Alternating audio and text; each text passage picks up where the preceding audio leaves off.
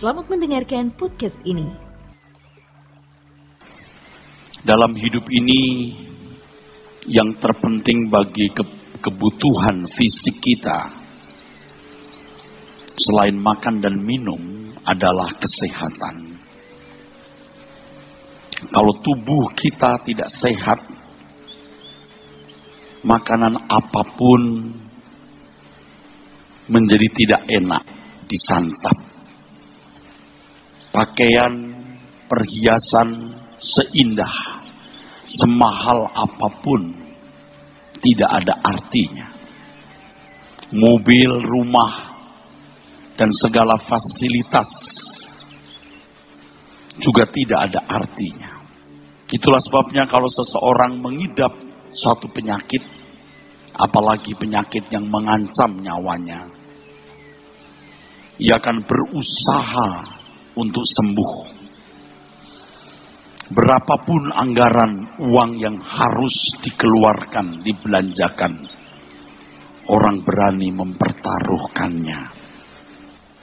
Orang akan berusaha untuk pergi ke dokter, mencari dokter pengobatan yang terbaik demi kesembuhannya.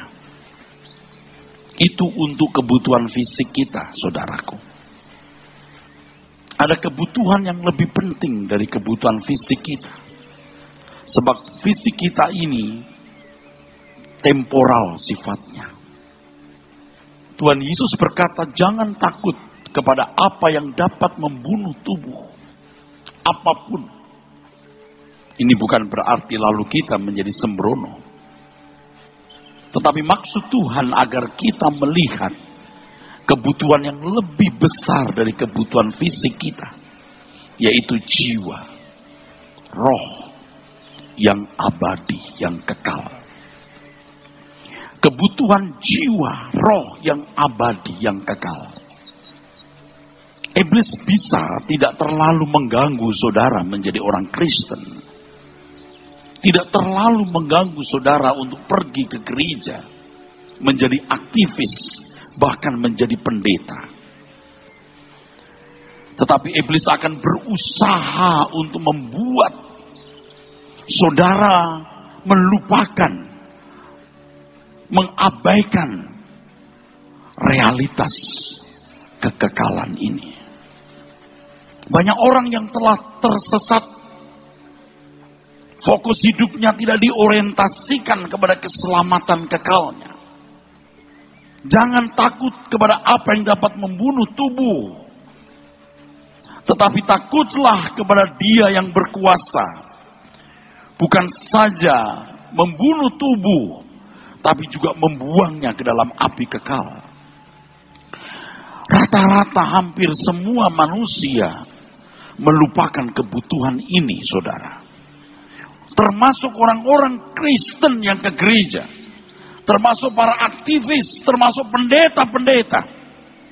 Kalau pendeta nampak dari khotbahnya, apa orientasi percakapannya, hendak diarahkan kemana jemaat.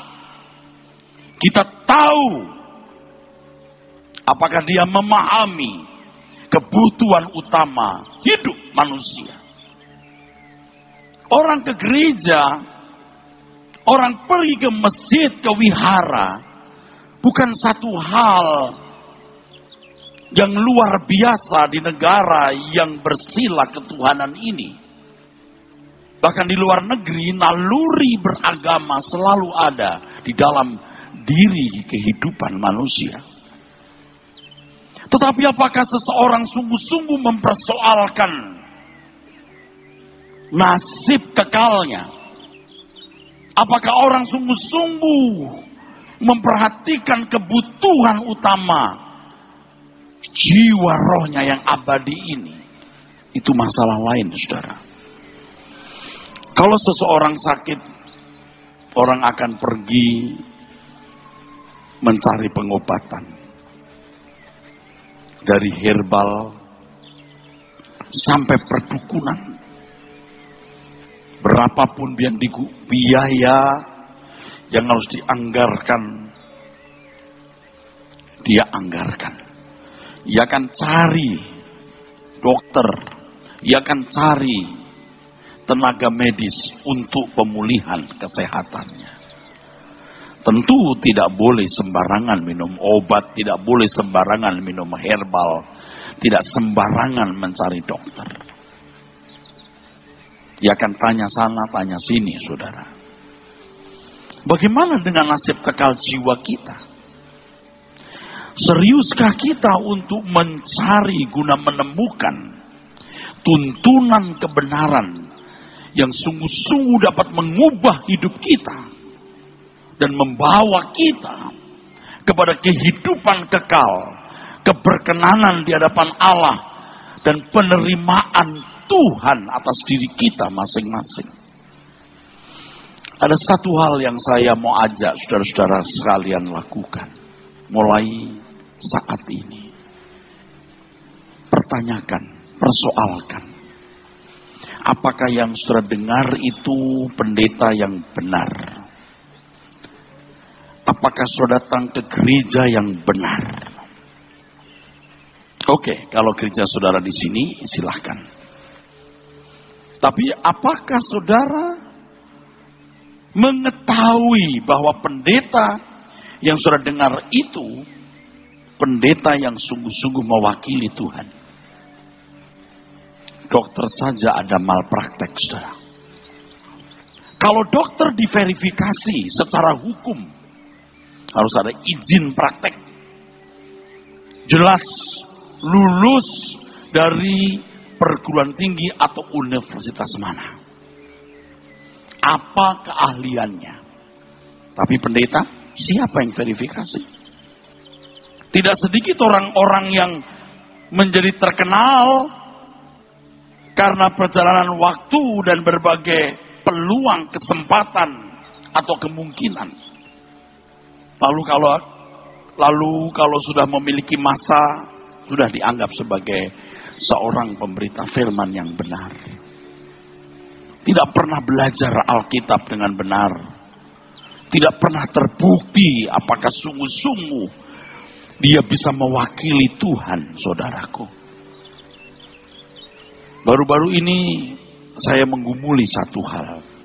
Seandainya Tuhan Yesus datang ke dunia dengan tubuh fisik seperti 2000 tahun yang lalu Tuhan Yesus datang, kira-kira gereja mana yang diverifikasi sebagai gerejanya? Pendeta mana yang diakui sebagai representasi dari dirinya? Silahkan Tuhan, mampirlah ke gereja kami. Oh, itu bukan, aku tidak mau ke situ, itu milikmu bukan milikku. Silahkan Tuhan ke mimbar gereja, ini mimbarmu. Tidak, banyak orang yang berdiri di mimbar itu yang tidak mewakili diriku. Dia tidak mengajar apa yang aku mau diajarkan kepada jemaat. Kalau untuk kesehatan tubuh, saudara-saudara sungguh-sungguh bergumul untuk itu. Kenapa? Untuk kekekalan kita tidak sungguh-sungguh mempertanyakan kepada Tuhan. Kalau Anda tanya kepada saya, bagaimana Pak saya tahu bahwa pendeta itu dari Tuhan atau tidak? Saudara, kalau saudara percaya Allah itu hidup, Allah tidak hanya ada di sini, Allah juga ada di rumah saudara. Tuhan juga di tempat kerjamu. Tuhan juga menyertaimu pada waktu engkau ada dalam perjalanan. Dimanapun engkau melangkah, Tuhan juga hadir di situ.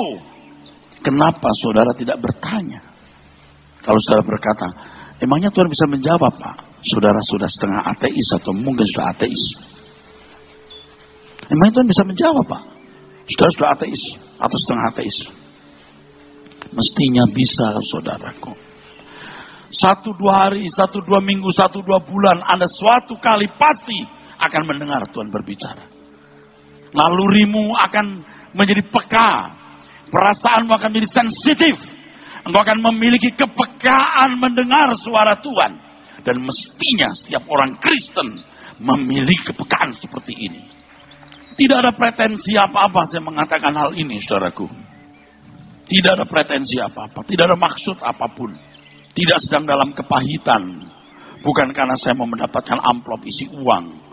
Bukan supaya saya diundang lagi di sini. Sama sekali Saya hanya kasihan banyak orang Kristen yang sebenarnya sedang menuju kegelapan abadi karena tidak mengerti kebenaran. Emangnya hanya Pak Eras yang benar? Tanyakan kepada Tuhan. Tanyakan kepada Tuhan. Pengajaran yang bagaimana yang patut saudara dengar? Pendeta-pendeta, hamba-hamba Tuhan, siapa yang patut saudara dengar? Bukan hanya saya, siapapun. Dan kalaupun saudara memandang saya tidak mewakili Tuhan menyampaikan firman, jangan Anda hadir ketika saya di sini. Di gereja yang saya gembalakan, saudaraku sekalian, memang sekali kebaktian tidak sebanyak ini, saudaraku. Mungkin sekitar 2.300, 2.400, 2.500 di Arta Gading. Di sekitar Jakarta ada 14 kebaktian kira-kira. Satu bahasa Mandarin. Saya juga mengatakan, kalau engkau merasa ini bukan gereja yang mewakili Tuhan, kalau saya tidak, Anda pandang tidak mewakili Tuhan, please Anda pergi ke gereja lain. Doa restuku menyertaimu. Kasihan saudaraku. Dari khotbah yang saudara dengar, dari nyanyian yang saudara nyanyikan, tidak ada orientasi yang jelas kemana langkah hidupmu. Ini mengerikan, saudaraku. Successful yang saudara baca tiap minggu harus saudara isi dengan pengertian yang benar. Anda tidak mungkin tidak sukses kalau menjadi anak-anak Tuhan. Karena Tuhan tidak mungkin membuat engkau miskin, sakit-sakitan, malu. Sebab jika demikian Tuhan yang rugi. Karena Anda adalah perwakilan Tuhan di bumi untuk mengerjakan pekerjaannya. Asal saudara bisa dipercaya Tuhan. Hidup secara benar, bertanggung jawab, pasti diberkati. Hal-hal yang menyangkut pemenuhan kebutuhan jasmani bisa dicapai oleh siapapun manusia di bumi ini. Tetapi soal kekekalan hanya kita bisa temukan di dalam Tuhan Yesus Kristus. Jadi kita harus mengerti benar apa yang Tuhan kehendaki untuk kita dengar. Dan untuk itu setiap kita harus memperkarakannya. Tuhan, engkau hidup, katanya. Sekarang aku tidak mau hanya katanya. Aku mau mengalami. Saudara, jangan tidak peduli dengan apa yang saya kemukakan saat ini. Jangan sombong. Kalau hari ini saudara sehat, ada uang, punya relasi pejabat, aparat keamanan, Anda punya gelar, pangkat, kedudukan, cantik atau ganteng. Jangan sombong, saudaraku. Kesombongan berpangkal pada sikap hati yang tiada takut, tiada gentar terhadap kekekalan. Kalau orang sudah tidak takut, tidak gentar terhadap realitas kekekalan, mengerikan, saudara. Ketika engkau tidur di peti mati, engkau sendirian. Tidak ada dokter yang bisa membangkitkanmu. Uangmu, dolarmu tidak ada artinya sama sekali.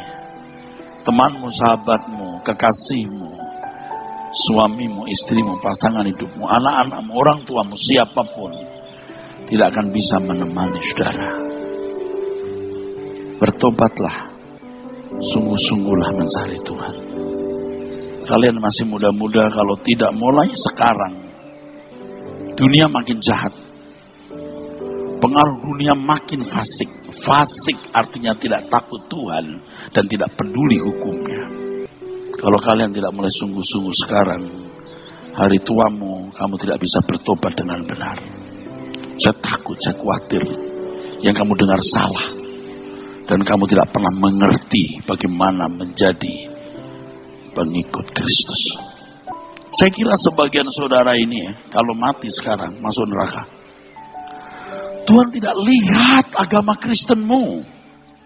Tuhan tidak lihat rajinmu ke gereja. Tapi Tuhan lihat batiniahmu.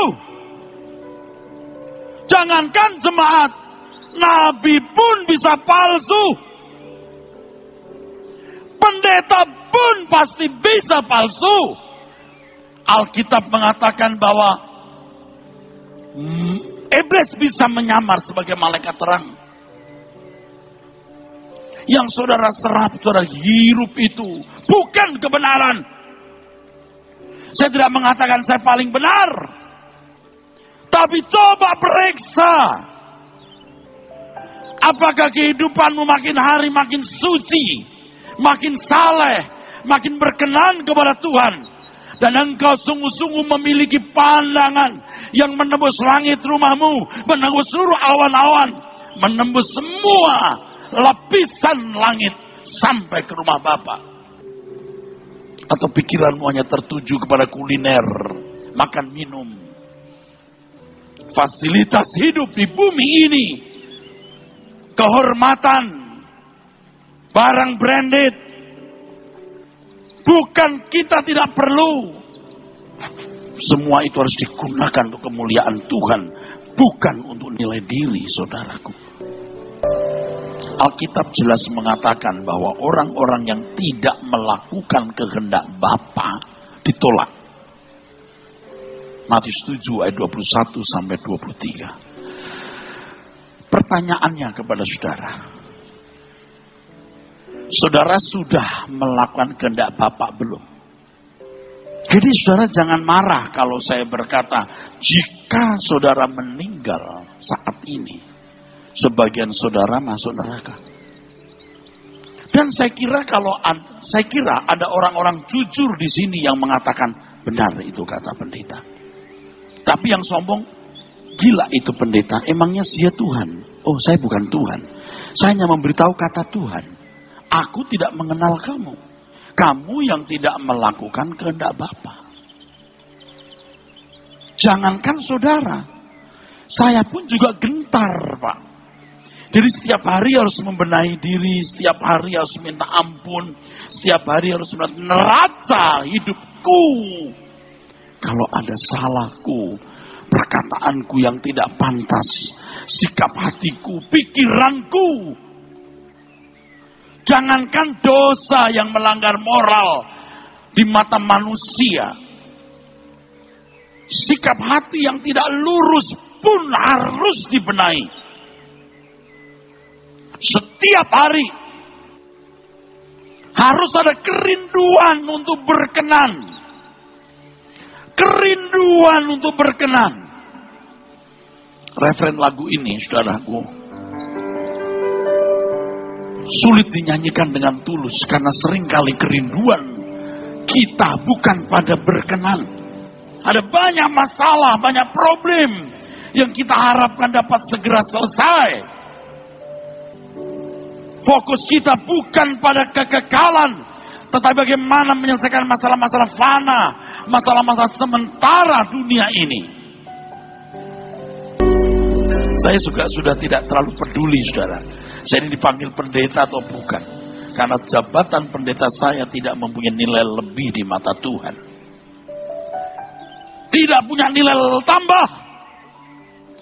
Memang punya nilai lebih dan tambah di mata manusia. Tapi tidak di mata Tuhan. Sebab yang penting di mata Tuhan, kita berkenan di hadapan Tuhan. Hari ini jangan saudara mengeraskan hati. Kalau saudara merasa Anda belum melakukan kehendak Allah, saudara harus bertobat. Bagi saudara yang mau, yang tidak perlu urusan juga. Saya juga nggak perlu urusan dengan orang-orang yang berkata, saya tidak perlu memikirkan hal itu, Pak. Saya kasih tahu, kamu menjijikkan. Masuk, Pak. Kamu akan membuktikan kamu menjijikkan ketika kamu menghadap Tuhan. Dan kamu akan dibuang di mana ulat tidak pernah mati, api tidak pernah padam. Hari ini kamu terhormat. Tapi kalau kamu tidak merendahkan diri di hadapan Tuhan, kamu akan dibuang jadi sampah abadi. Jangan hanya senang dengan khotbah-khotbah yang lucu, yang sensasional, tapi tidak membawa pikiranmu kepada kesadaran bahwa engkau dan aku makhluk kekal yang harus berdiri di hadapan tahta pengadilan Tuhan. Kita bukan makhluk gratis. Kita makhluk yang harus bertanggung jawab. Mengapa Allah menciptakan kita supaya kita mengerti kehendaknya, melakukan kehendaknya, dan menyelesaikan pekerjaan yang ditugaskan kepada kita masing-masing. Pasti setiap kita masing-masing punya tugas. Bukan hanya sekolah, kuliah, kerja, menikah, punya anak, membesarkan anak, ikut mencari menantu, membesarkan cucu. Bukan hanya itu. Sebelum waktu ini berlalu dan saudara tidak punya kesempatan lagi untuk berubah, pagi ini, pagi yang indah, pagi yang penuh berkat ini, saudara bertobat. Pak, kalau saya mati hari ini rasanya saya nggak yakin masuk surga. Bertobat dan berkata, Tuhan, aku tidak melakukan kehendak-Mu. Aku tidak melakukan kehendak-Mu. Maafkan aku. Berdamai. Kalau Anda berdamai, Anda masih punya kesempatan. Sekali lagi tidak ada maksud apa-apa saya bicara ini. Bukan supaya saya dihargai, dihormati, minggu depan diundang lagi atau tahu bulan depan. Tidak masalah saya diundang atau tidak diundang. So sorry, I'm so very busy. 8.000 jemaat lebih.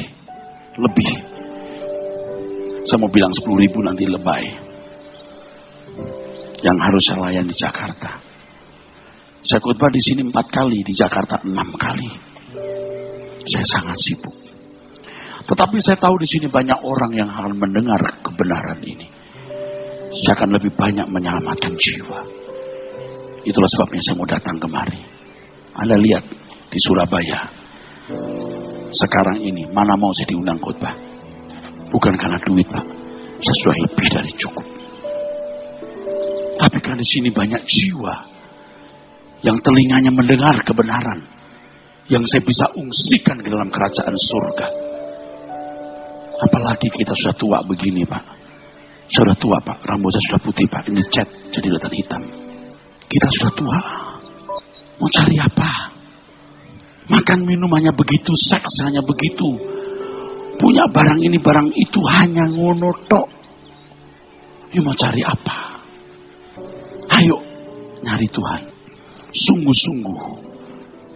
Percaya bahwa Tuhan pasti memberkati hidupmu. Engkau pasti bisa sukses. Untuk kepentingan-kepentingan jasmani pun Tuhan pasti akan memenuhi saudara. Kerinduan hati ini kau dapati aku setia. Dan ketika aku menutup mata, rencanamu, tugas yang kau percayakan padaku telah ku tunaikan.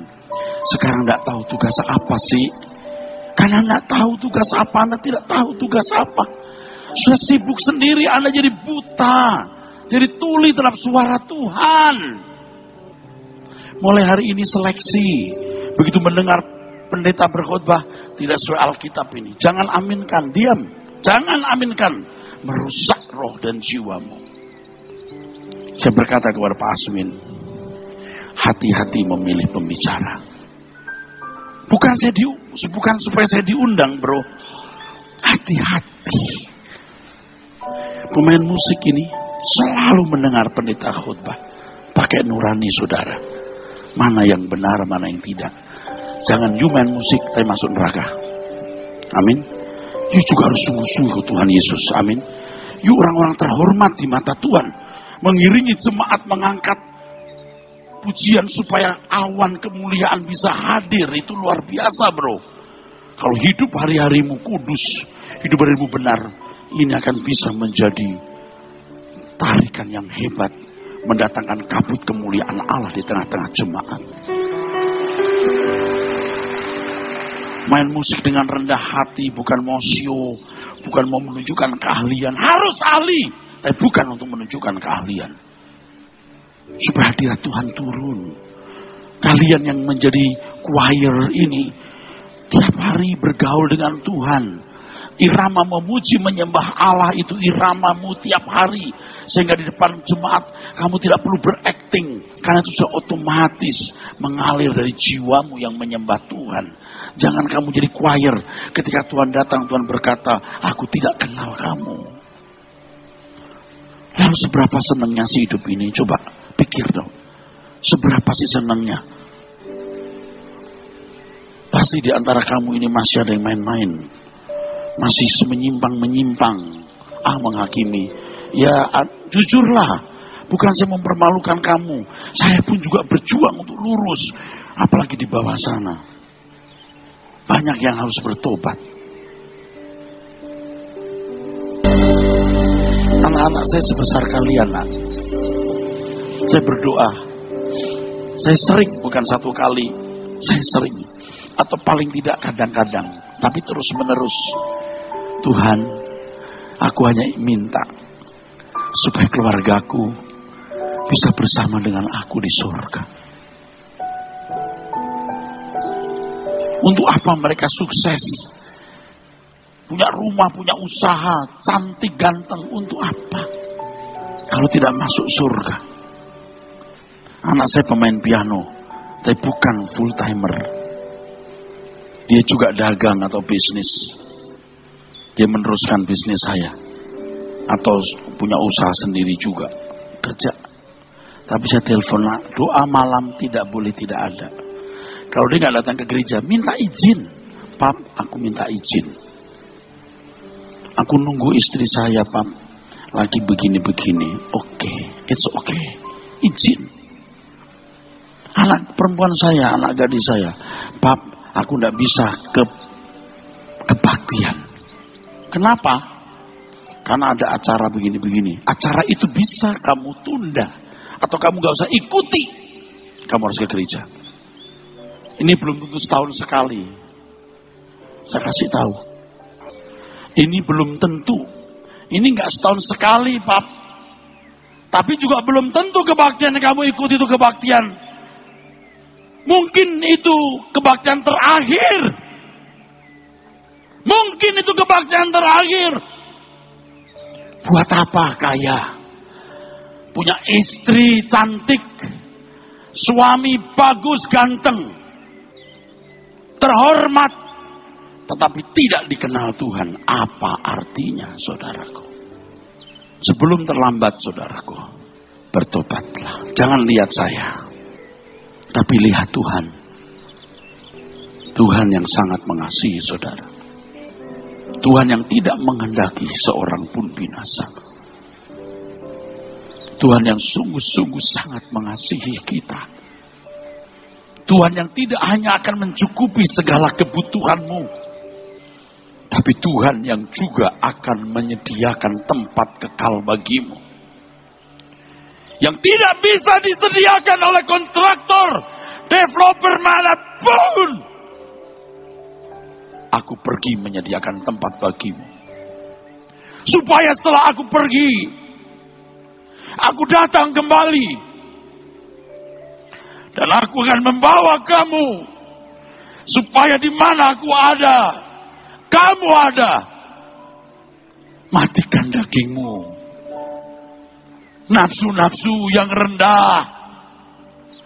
Matikan ambisimu. Yang akan mengorbankan dirimu sendiri, keluargamu, bahkan orang lain. Saya kasih tahu. Engkau tidak pernah tahu kapan terakhir kesempatanmu untuk bertobat. Yang rendah hati akan berkata, aku mau sekarang. Tapi yang menunda, bahaya dan celaka kamu. Yang sombong, saya tidak butuh itu. Saya kasih tahu, engkau menjijikkan. Di mata manusia engkau terhormat, tapi di mata Allah engkau bisa menjijikkan. Hari ini belum menjijikkan karena engkau masih punya kesempatan bertobat. Tapi kalau sampai akhir hidupmu engkau tidak bertobat, menjijikkan dalam kekekalan. Akan bersama dengan ulat belatung yang tidak akan pernah mati dan api yang tidak pernah padam. Berapa banyak pagi ini yang mau mengambil keputusan bertobat? Turunkan tanganmu, jangan dipaksa. Siapa yang pada pagi ini mau bertobat? Mari berdiri di tempatmu. Ku jawab, ya, ya.